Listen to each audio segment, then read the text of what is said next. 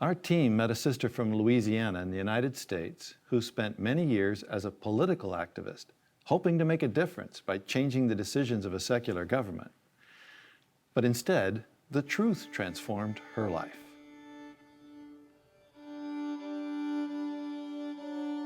My name's Nancy Simon. I'm a private music teacher in a small town in southwest Louisiana. I have a very productive and a happy, satisfying life, but it wasn't always that way.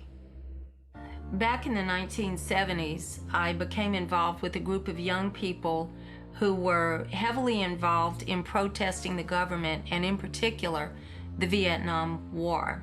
We felt so strongly about the war that we actually blockaded a presidential candidate in his hotel so that he would come down and talk to us. During that time period, I also became heavily involved with drug use.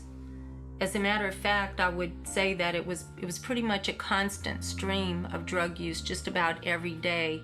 Sometimes I knew what drugs I was using, and sometimes I didn't because other people would give them to me and I would accept that. Drugs led to a lot of immorality, and my sense of what was right and what was wrong was really affected. And I just didn't care anymore. I didn't care what people thought. I didn't care if something was a sin. I did whatever I wanted to do, and with whoever I wanted to be involved with. One night, a friend of mine asked me about my lifestyle and what kind of future could I foresee for myself living the way I was living. And he told me that he used to study the Bible. I gave that a little bit of thought, and I went out and bought a Bible for myself, and I started to read it.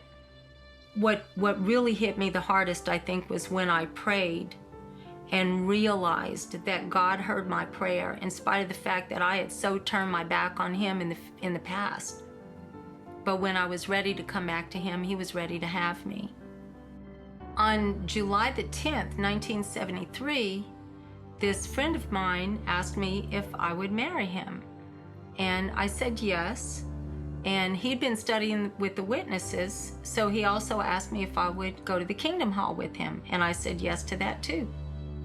After the meeting, a couple invited us to have a Bible study with them.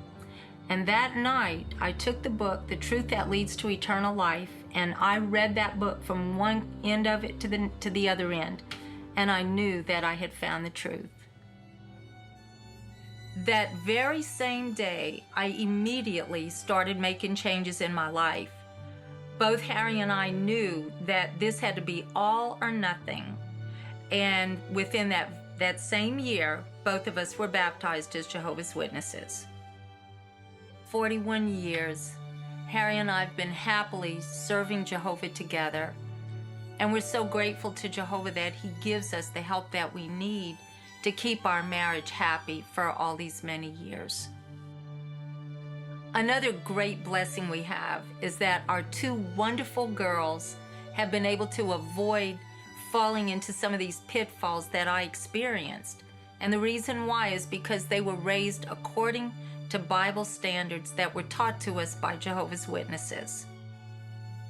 Almost every year for the last 20 years, Harry and I have been able to travel to remote areas to help different congregations in bringing the message of God's kingdom to people.